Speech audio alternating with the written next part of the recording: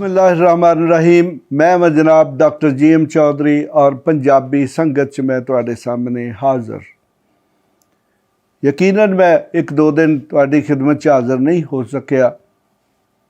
उसकी बेसिकली वजह ये सी कि तुहानू पता है कि साउन का महीना है, तो साउन का महीना वो महीना है कि जिहदे विच जनाब सैयद वारिस शाह साहब ने उन्हां दा उर्स, उन्हां दा मेला मनाया जाता है। 9 सावन को उनका मेला मनाया जाता है। मैं उसमें तो नहीं जा सका, वो इसलिए कि हमारे मुल्क में हमारा जो पंजाब है, जो हमारे मुल्क का सबसे बड़ा सूबा है, जिसमें पंजाबी रहते हैं, जिसमें और भी कम्युनिटीज़ रहती हैं, जिसमें पंजाबी बोली जाती है। अब वो पंजाबी मर चुके हुए हैं। जो वारिस शाह के पंजाबी थे, जिन्होंने वारिस शाह के वारिस बनना था, वो सारे के सारे मर चुके। यानी कि गुज़श्ता 200 सदियां दे विच वारिस शाह दे पाए दा बंदा नहीं असी अज तक पैदा कर सके। कोई असी कवि, कोई असी अदीब, कोई शायर नहीं पैदा कर सके। ते अगर वो गलती नाल इत्थे जम पिया सी ते फिर असी उन्होंने भुला चुके। तो आज मैं तुहानू इसे मौके की मुनासबत नाल ये दसांगा कि वारिस शाह कौन सन ते उन्हां दा पंजाबी नाल की किरदार है, ते बेसिकली वो कितना वड्डा शख्स। इत्थे मैं एक गल करदा जावां कि मैनू बहुत सारे लोगों ने अपने कमेंट्स और पैगामात जिहड़े ने उन्हां दे जरिए कहा है जी कि तुसी खुद ते सारी पंजाबी बोलते नहीं। तो जनाब मैं एक गल दस सकना कि मेरा ताल्लुक जिहड़ा है वो वस्ती पंजाब नाल है, गुजरां वाले नाल मेरा ताल्लुक है। तो मैनू बड़ी चंगी ते बड़ी सोहनी पंजाबी आउंदी, लेकिन मैं अगर वो पंजाबी बोलांगा, बल्कि मैं वो भी पंजाबी बोल सकना कि जिहड़ी वारिस शाह ने अपनी हीर दे विच लिखी। लेकिन फिर वो पंजाबी तुहाडे सिर उत्तों दी गुजर जाएगी। तो देखें कि किसी बात को कोई गल दूसरे तक अपनाने वास्ते इस ज़रूरी हुंदा है, और किसी भी ज़बान की तरक्की वास्ते भी ये बहुत ज़रूरी हुंदा है कि उन्होंने तुसी उहदे जिहड़ियां बाकी ज़बानां दे अल्फाज ने उन्हां नूं इस्तेमाल करो। मसां अज दी असी पंजाबी देखिए तो उहदे कम अज़ कम जिहड़े ने 30% यानी कि 3% जिहड़े लफज ने वो अंग्रेज़ी दे ने, और बिल्कुल उन्हां नूं पंजाबी ते समझ के इस्तेमाल किया जाता है। तुसी किते पिंड चले जाओ, ग्रां चले जाओ, किते भी चले जाओ, दूर दराज पंजाब दे विच चले जाओ, तो जनाब उत्थे भी अनपढ़ जिहड़ा एक पंजाबी वो भी वही लफ्ज़ बोल रहा है। कोई शख्स तुहाडे कोलों ये नहीं पूछेगा जी कि की वक्त होया। लोग तुहानू अगर कोई बड़ा ही ठेठ पंजाबी तो पूछेगा जी किन्ने बजे ने,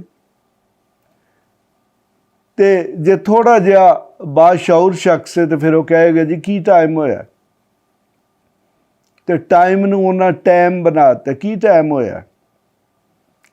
तो हुण टाइम जनाब कोई पंजाबी का लफ्ज़ तो नहीं, अंग्रेज़ी का लफ्ज़। तो अंग्रेज़ी नूं भी अगर तुसी फोलो तो अंग्रेज़ी दे विच 80% जिहड़े लफ्ज़ ने वो दूसरियां उस फ्रेंच, स्पेनिश, उसके बाद लैटिन या दूसरे ज़बानों के लफ्ज़ शामिल हुए, और आहिस्ता आहिस्ता वक़्त के साथ वो इस तरीके ने अंग्रेज़ी घुल मिल गए कि आज जो अंग्रेज़ी दे लफ्ज़ ने। तो इस करके पंजाबी जिहड़ी है उहदी भी तरक्की जिहड़ी है वो इसे सूरत च मुमकिन है कि अगर उहदे च भी जिन्ने दूसरियां ज़बानां ज़्यादा से ज़्यादा लफ्ज़ शामिल किए जा सकन किए जान। तो बहरहाल जी हुण मैं तुहानूं दसना जी कि वारिस शाह साहब कौन सन। मैं तुहानूं बहुत मुख्तसर तरीके नाल दसांगा कि जिहदे तुहानूं बिल्कुल एक एक चीज़ उन्हां दे मुतल्लक याद हो जाए। जनाब वारिस शाह साहब जिहड़े ने ਉਹ ਜੰਡਿਆਲਾ ਸ਼ੇਰ ਖਾਂ ਜਿਹੜਾ ਕਿ ਸ਼ੇਖੂਪੁਰੇ ਦੀ ਤਹਿਸੀਲ ਸ਼ੇਖੂਪੁਰਾ ਜਿਹੜਾ ਉਹਦੇ 'ਚ ਵਾਕਿਆ ਹੈ, ਯਾਨੀ ਕਿ ਸ਼ੇਖੂਪੁਰੇ ਤਕਰੀਬਨ 10-15 ਕਿਲੋਮੀਟਰ ਦੇ ਫਾਸਲੇ 'ਤੇ ਵਾਕਿਆ ਹੈ। ਜਿਹੜੇ ਲੋਕ ਸ਼ੇਖੂਪੁਰੇ ਗਏ ਨੇ ਅਤੇ ਉਹਨਾਂ ਯਕੀਨਨ ਹਰਨ ਮੀਨਾਰ ਵੀ ਦੇਖਿਆ ਹੋਵੇਗਾ, ਅਤੇ ਉਹੀ ਸੜਕ ਜਿਹੜੀ ਹੈ ਜਿਹੜੀ ਕਿ ਉੱਥੋਂ ਹਾਫਸਾਬਾਦ ਦੀ ਤਰਫ ਜਾਂਦੀ ਹੈ, ਉਸ ਸੜਕ ਦੇ ਉੱਤੇ ਜੰਡਿਆਲਾ ਸ਼ੇਰ ਖਾਂ ਮੌਜੂਦ ਹੈ। ਔਰ ਜੰਡਿਆਲਾ ਸ਼ੇਰ ਖਾਂ ਬਹੁਤ ਪੁਰਾਣਾ ਕਸਬਾ ਹੈ, ਇਸ ਦੀ ਇੱਕ ਬੜੀ ਵੱਡੀ ਤਾਰੀਖ ਹੈ। ਤੋ ਬਹਰਹਾਲ ਮੁਗਲਾਂ ਦੇ ਦੌਰ ਦੀ ਇਹਦੀ ਸੈਟਲਮੈਂਟ ਹੈ, ਤੇ ਇਸ ਦੇ ਹਵਾਲੇ ਨਾਲ ਤਕਰੀਬਨ 400-500 ਸਾਲ ਪੁਰਾਣਾ ਇਹ ਕਸਬਾ ਹੈ। ਯਕੀਨਨ ਉਦੋਂ ਕਿ ਇੱਕ ਛੋਟਾ ਜਿਹਾ ਪਿੰਡ ਹੋਵੇਗਾ। ਅਤੇ ਵਾਰਿਸ ਸ਼ਾਹ ਜਨਾਬ ਉੱਥੇ ਪੈਦਾ ਹੋਏ, ਉੱਥੇ ਜੰਮੇ। ਇਹਨਾਂ ਦੇ ਵਾਲਦ ਜਿਹੜੇ ਨੇ, ਇਹਨਾਂ ਦਾ ਨਾਂ ਜਿਹੜਾ ਉਹ ਸੈਯਦ ਕੁਤਬ ਸ਼ਾਹ ਸੀ, ਅਤੇ ਕੁਝ ਕਿਤਾਬਾਂ ਦੇ ਵਿੱਚ ਇਹ ਵੀ ਆਉਂਦਾ ਜੀ ਕਿ ਉਹਦਾ ਨਾਂ ਗੁਲਸ਼ੇਰ ਸੀ। ਵਾਰਿਸ ਸ਼ਾਹ ਜਿਹੜੇ ਨੇ ਜੀ, ਉਹਨਾਂ ਦੀ ਵਾਲਦਾ ਜਿਹੜੀ ਹੈ ਉਹਦਾ ਨਾਂ ਜਿਹੜਾ ਜੀ ਕਮਾਲ ਬਾਨੋ ਸੀ। ਔਰ ਵਾਰਿਸ ਸ਼ਾਹ 1722 ਈਸਵੀ ਦੇ ਵਿੱਚ ਪੈਦਾ ਹੋਏ, ਔਰ ਜ਼ਾਤ ਜਨਾਬ ਇਹਨਾਂ ਦੀ ਕਹਿੰਦੇ ਨੇ ਜੀ ਕਿ ਬਾਕਰੀ ਸੈਯਦ ਸਨ। ਔਰ ਇਹਨਾਂ ਦੀ ਨਿਸਬਤ ਜਿਹੜੀ ਹੈ ਉਹਨੂੰ ਅੱਗੇ ਜਾ ਕੇ ਤੇ ਬੜੀ ਦੂਰ ਜਿਹੜਾ ਉਹਨੂੰ ਮਿਲਾ ਦਿੱਤਾ ਜਾਂਦਾ, ਜਿਹੜੀ ਕਿ ਸਾਡੇ ਕੁਛ ਇਮਾਮਾਂ ਨਾਲ ਜਾ ਕੇ ਮਿਲ ਜਾਂਦੀ। ਹੁਣ ਸਵਾਲ ਪੈਦਾ ਹੁੰਦਾ ਜੀ ਕਿ ਵਾਰਿਸ ਸ਼ਾਹ ਕਰਦੇ ਕੀ ਸਨ? ਜਨਾਬ ਵਾਰਿਸ ਸ਼ਾਹ ਉਸ ਵਕਤ ਦੇ ਜਿਤਨੇ ਵੀ ਸੈਯਦ ਹੁੰਦੇ ਸਨ, ਉਹ ਯਕੀਨਨ ਉਹ ਖੇਤੀਬਾੜੀ ਜ਼ਮੀਨਾਂ 'ਤੇ ਨਹੀਂ ਸਨ ਵਾਉਂਦੇ। ਇੱਕ ਪੜ੍ਹਨ ਲਿਖਣ ਦਾ ਤਬਕਾ ਹੁੰਦਾ ਸੀ, ਖਾਸ ਤੌਰ 'ਤੇ ਉਹ ਜਿਹੜੀ ਮਜ਼ਹਬੀ ਤਾਲੀਮ ਹੈ ਉਹ ਸਿੱਖਦੇ ਸਨ, ਅਤੇ ਵਾਰਿਸ ਸ਼ਾਹ ਨੇ ਵੀ ਮਜ਼ਹਬੀ ਤਾਲੀਮ ਹਾਸਲ ਕੀਤੀ, ਪੜ੍ਹਿਆ, ਔਰ ਬੜੇ ਚੰਗੇ ਉਸਤਾਦਾਂ ਕੋਲੋਂ ਪੜ੍ਹਿਆ। ਵਾਰਿਸ ਸ਼ਾਹ ਜਿਹੜੇ ਨੇ ਜੀ, ਉਹਨਾਂ ਨੇ ਸ਼ੁਰੂ ਦੇ ਵਿੱਚ ਤਾਂ ਆਪਣੇ ਉਹਨਾਂ ਦੇ ਜਿਹੜੇ ਮਾਮੂ ਸਨ, ਮਖਦੂਮ ਕਸੂਰੀ, ਕਾਜ਼ੀ ਸੈਯਦ ਸਲਾਮਤ ਸ਼ਾਹ ਗਾਜ਼ੀ, ਉਹਨਾਂ ਕੋਲੋਂ ਉਹਨਾਂ ਨੇ ਆਪਣੇ ਜਿਹੜੀ ਛੋਟੀ ਘਰ ਦੀ ਤਾਲੀਮ ਹੈ ਉਹ ਹਾਸਲ ਕੀਤੀ। ਉਸ ਵਕਤ ਪੁਰਾਣੇ ਜ਼ਮਾਨੇ 'ਚ ਬੱਚੇ ਜਿਹੜੇ ਨੇ ਘਰਾਂ ਦੇ ਵਿੱਚ ਹੀ ਪੜ੍ਹਦੇ ਸਨ, ਜਾਂ ਕਿਸੇ ਦੂਸਰੇ ਘਰ 'ਚ ਚਲੇ ਗਏ, ਜਾਂ ਮੁਹੱਲੇ ਦੇ ਕਿਸੇ ਮੌਲਵੀ ਕੋਲ ਚਲੇ ਗਏ। ਔਰ ਉਸ ਤੋਂ ਬਾਅਦ ਵਾਰਿਸ ਸ਼ਾਹ ਜਿਹੜੇ ਨੇ, ਉਹਨਾਂ ਜਿਹੜੀ ਆਪਣੀ ਮਜ਼ੀਦ ਤਾਲੀਮ ਹੈ ਉਹਦੇ ਵਾਸਤੇ ਜਨਾਬ ਵਾਰਿਸ ਸ਼ਾਹ ਕਸੂਰ ਚਲੇ ਗਏ। ਅਤੇ ਉਸ ਵਕਤ ਦੇ ਬੜੇ ਮਸ਼ਹੂਰ ਆਲਮ ਜਿਹੜੇ ਸਨ, ਹਾਫਜ਼ ਗੁਲਾਮ ਮੁਰਤਜ਼ਾ ਕਸੂਰੀ, ਜਨਾਬ ਹਾਫਜ਼ ਗੁਲਾਮ ਮੁਰਤਜ਼ਾ ਕਸੂਰੀ ਉਹ ਹੀ ਨੇ ਜਿਨ੍ਹਾਂ ਕੋਲ ਬਾਬਾ ਬੁੱਲੇ ਸ਼ਾਹ ਵੀ ਪੜ੍ਹਦੇ ਰਹੇ। ਔਰ ਇਤਫਾਕ ਦੀ ਗੱਲ ਇਹ ਵੇ ਕਿ ਦੋਨੋਂ ਇਹਨਾਂ ਦਾ ਟਾਈਮ ਫਰੇਮ ਜਿਹੜਾ, ਯਾਨੀ ਕਿ ਆਲਮੋਸਟ ਤਕਰੀਬਨ ਇੱਕੋ ਦੌਰ 'ਚ ਹੀ ਪੜ੍ਹਦੇ ਰਹੇ। ਹੁਣ ਇਸ ਚੀਜ਼ ਦੇ ਮੁਤਲਕ ਤੇ ਵਾਜ਼ੇ ਨਹੀਂ ਕਿ ਇਕੱਠੇ ਪੜ੍ਹਦੇ ਰਹੇ ਨੇ, ਬਹਰਹਾਲ ਇੰਨੀ ਚੀਜ਼ ਤੈਅਸ਼ੁਦਾ ਕਿ ਉਹਨਾਂ ਕੋਲ ਇੱਕੋ ਦੌਰ ਦੇ ਵਿੱਚ ਪੜ੍ਹਦੇ ਰਹੇ। ਵਾਰਿਸ ਸ਼ਾਹ ਨੇ ਜਨਾਬ ਉੱਥੋਂ ਕੁਰਾਨ ਹਿਫਜ਼ ਕੀਤਾ, ਬਲਕਿ ਕੁਰਾਨ ਤੇ ਉਹਨਾਂ ਪਹਿਲੇ ਹੀ ਹਿਫਜ਼ ਕਰ ਲਿਆ ਸੀ ਆਪਣੇ ਮਾਮੇ ਕੋਲੋਂ ਹੀ। ਉੱਥੇ ਇਹਨਾਂ ਕੁਰਾਨ, ਹਦੀਸ, ਤਫਸੀਰ, ਫਿਕਾ, ਤਿਬ, ਨਜੂਮ, ਤਾਰੀਖ ਔਰ ਬਹੁਤ ਸਾਰੇ ਦੂਸਰੇ ਜਿਹੜੇ ਇਲਮ ਨੇ ਉਹਨਾਂ ਸਿੱਖੇ, ਪੜ੍ਹੇ। ਵਾਰਿਸ ਸ਼ਾਹ ਨੇ ਜਨਾਬ ਸਿੰਧੀ ਵੀ ਸਿੱਖੀ, ਉਹਨਾਂ ਬਲੋਚੀ ਵੀ ਸਿੱਖੀ, ਅਤੇ ਉਹਨਾਂ ਕੁਛ ਹੱਦ ਤੱਕ ਪਸ਼ਤੋ ਜ਼ਬਾਨ ਜਿਹੜੀ ਹੈ ਉਹ ਵੀ ਸਿੱਖੀ। ਵਾਰਿਸ ਸ਼ਾਹ ਜਿਹੜੇ ਨੇ ਜੀ, ਉਹਨਾਂ ਸੰਸਕ੍ਰਿਤ ਜ਼ਬਾਨ ਜਿਹੜੀ ਹੈ ਪੰਡਤ ਵਿਸ਼ਵਾਨਾਥ ਕੋਲੋਂ ਸਿੱਖੀ, ਜਿਹੜੇ ਕਿ ਮਦਰਾਸ ਦੇ ਰਹਿਣ ਵਾਲੇ ਸਨ। ਤਿੱਬੇ ਯੂਨਾਨੀ ਉਹਨਾਂ ਜਨਾਬ ਲਾਹੌਰ ਦੇ ਹਕੀਮ ਦੇਵੀ ਚੰਦ ਕੋਲੋਂ ਸਿੱਖੀ, ਔਰ ਉਹਨਾਂ ਇੱਕ ਛੋਟੀ ਜਿਹੀ ਕਿਤਾਬ ਵੀ ਲਿਖੀ ਜਿਹਦਾ ਤਿੱਬੇ ਵਾਰਿਸ ਨਾਂ ਰੱਖਿਆ। ਅੰਜੀਲ ਵੀ ਵਾਰਿਸ ਸ਼ਾਹ ਨੇ ਪੜ੍ਹੀ, ਔਰ ਦਿੱਲੀ ਦੇ ਵਿੱਚ ਪਾਦਰੀ ਸਨ ਜੀ ਵਿਲੀਅਮ, ਉਹਨਾਂ ਕੋਲੋਂ। ਔਰ ਇਸੇ ਤਰ੍ਹਾਂ ਇਹ ਵੀ ਕਿਹਾ ਜਾਂਦਾ ਜੀ ਕਿ ਜ਼ਬੂਰ ਯਾਨੀ ਕਿ ਯਹੂਦੀਆਂ ਦੀ ਜਿਹੜੀ ਕਿਤਾਬ ਹੈ ਵਾਰਿਸ ਸ਼ਾਹ ਨੇ ਉਹ ਵੀ ਪੜ੍ਹੀ, ਔਰ ਉਹਦੇ ਵਾਸਤੇ ਉਹਨਾਂ ਯਹੂਦੀ ਆਲਮ ਜਿਹੜਾ ਮਾਥਰ, ਉਹਦੇ ਕੋਲੋਂ ਜਿਹੜੀ ਹੈ ਜ਼ਬੂਰ ਪੜ੍ਹੀ। ਅਤੇ ਇਸ ਤਰੀਕੇ ਨਾਲ ਤੁਸੀਂ ਇਹ ਅੰਦਾਜ਼ਾ ਲਾ ਸਕਦੇ ਹੋ ਕਿ ਵਾਰਿਸ ਸ਼ਾਹ ਕਿਤਨੇ ਪੜ੍ਹੇ ਲਿਖੇ ਸ਼ਖਸ ਸਨ ਉਸ ਦੌਰ।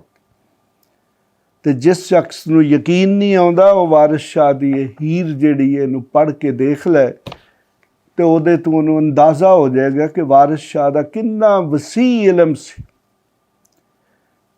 ਵਾਰਿਸ ਸ਼ਾਹ ਨੇ ਹਰ ਸ਼ੋਬੇ ਦੇ ਮੁਤਲਕ ਇਸ ਕਿਤਾਬ ਹੀਰ ਦੇ ਵਿੱਚ ਗੱਲ ਕੀਤੀ।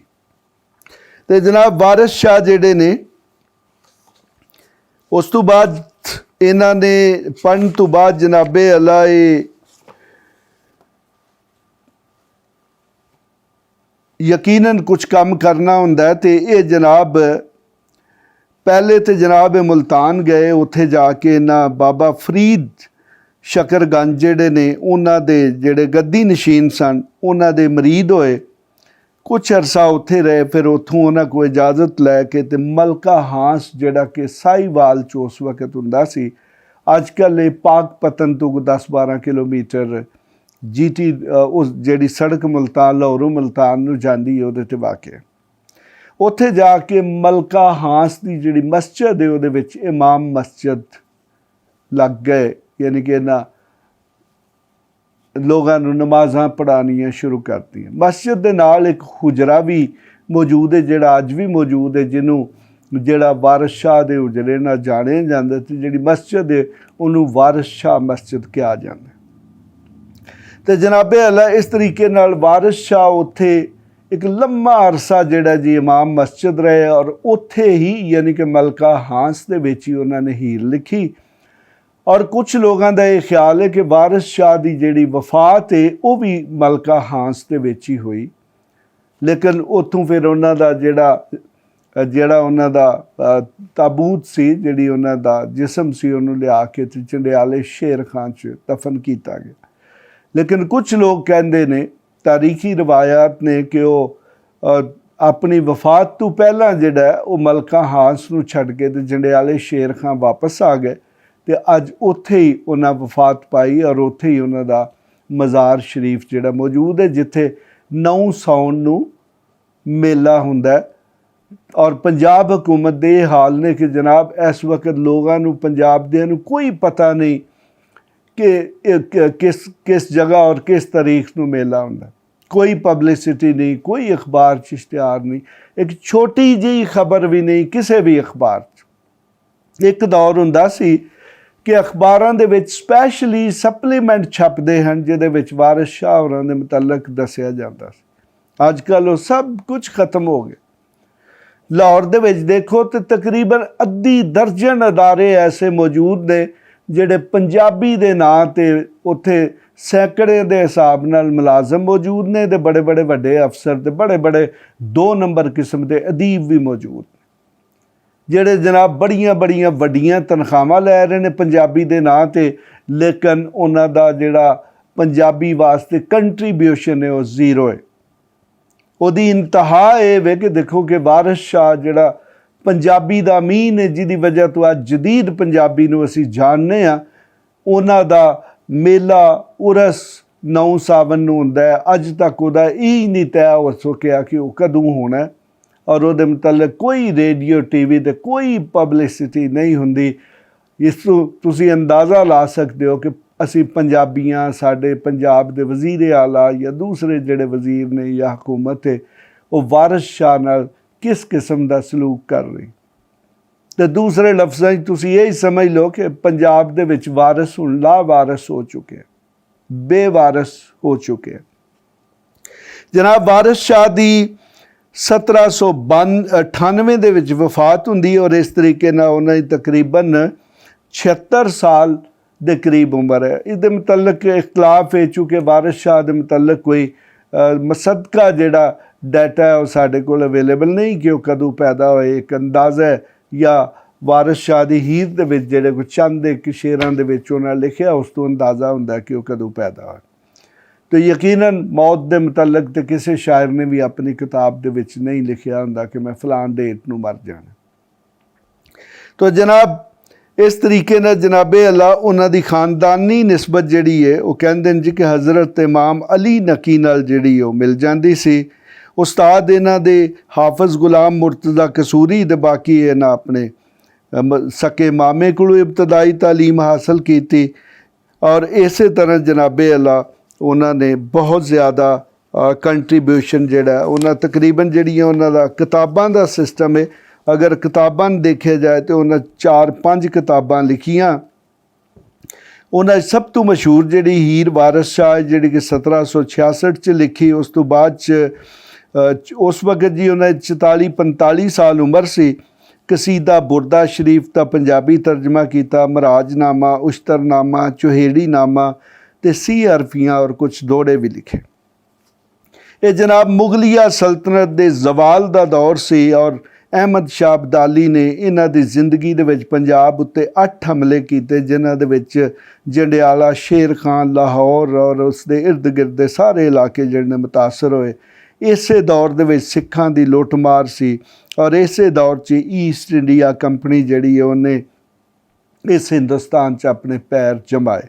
ਔਰ ਇਸ ਤਰੀਕੇ ਨਾਲ ਅਗਰ ਅਸੀਂ ਮੁਗਲਿਆ ਹਕੂਮਤ ਦੇ ਹਵਾਲੇ ਨਾਲ ਦੇਖੀਏ ਤਾਂ ਤਕਰੀਬਨ 6 ਬਾਦਸ਼ਾਹ ਜਿਹੜੇ ਨੇ ਵਾਰਿਸ ਸ਼ਾਹ ਦੀ ਜ਼ਿੰਦਗੀ ਦੇ ਵਿੱਚ ਗੁਜ਼ਰੇ। ਉਹਨਾਂ ਦੇ ਵਿੱਚ ਨਾਸਰੁद्दीन ਮੁਹੰਮਦ ਸ਼ਾਹ, ਮੁਜਾਹਿਦुद्दीन अहमद शाह बहादुर, अजीज़ुद्दीन मोहम्मद आलमगीर टू, उसके बाद महियुल मिल्लत शाहजहान दोम, उसके बाद जी जलालुद्दीन मोहम्मद अली गोहर शाह आलम टू। ये वो शख्स हैं जी जेड़े अन्ने कर दिते गए हैं, जिन्हां दीयां अखां जेड़ियां ने गुलाम कादर खान रोहिला ने कट दित्तियां। और बड़ी दिलचस्प गल है कि बादशाह 18 साल इस हिंदुस्तान ते अन्ने बादशाह ने हुकूमत की और यही वजह कि जनाब इत्थे तबाही और बर्बादी हो गई और ईस्ट इंडिया कंपनी ते मरहटे और जेड़े भी दूजे लोग ने उन्हें रज के लुटिया। तो इस तरीके नाल जनाबे अला इंतहाई पुरअशूब किस्म का दौर से वारिस शाह दा। उन्हां दी शायरी दे विच भी, उन्हां दी हीर दे विच भी बहुत सारे शेर मिलते हैं जिहदे विच वारिस शाह ने उस वक़्त के हालात की बड़ी तस्वीर खिंची है। अगले दिनों और मेरी कोशिश है कि मैं मुकम्मल हीर जी एक शायराना तरीके ना, मैं गा के नहीं, जिस तरह शायर मुशायरे पेश करते हैं मैं उस तरीके ना तुहाडे सामने पेश करांगा। और यकीनन मैं अपनी तरफ कोशिश कर रहा कि मैं पंजाबी ज़ुबान वास्ते, पंजाबी अदब वास्ते जो कुछ कर सकना वो करा। इस दे नाल ही मैं इजाज़त चाहांगा। मेरे चैनल नाल जुड़े रहो ताकि तुहानू मज़ीद इस किस्म दी चीज़ां ਜਿਹੜੀਆਂ ਨੇ ਉਹ ਮਿਲ ਸਕਣ। खुदा हाफिज़। ਇਸ ਤਰ੍ਹਾਂ ਦੀਆਂ ਹੋਰ ਵੀਡੀਓਜ਼ ਲਈ ਇਸ ਚੈਨਲ ਨੂੰ ਸਬਸਕ੍ਰਾਈਬ ਕਰੋ ਅਤੇ ਜੇਕਰ ਤੁਹਾਡੇ ਕੋਈ ਸਵਾਲ ਹਨ ਤਾਂ ਸਾਨੂੰ ਕਮੈਂਟ ਵਿੱਚ ਪੁੱਛੋ ਅਤੇ ਇਸ ਵੀਡੀਓ ਨੂੰ ਆਪਣੇ ਦੋਸਤਾਂ ਅਤੇ ਯਾਰਾਂ ਨਾਲ ਸ਼ੇਅਰ ਕਰੋ।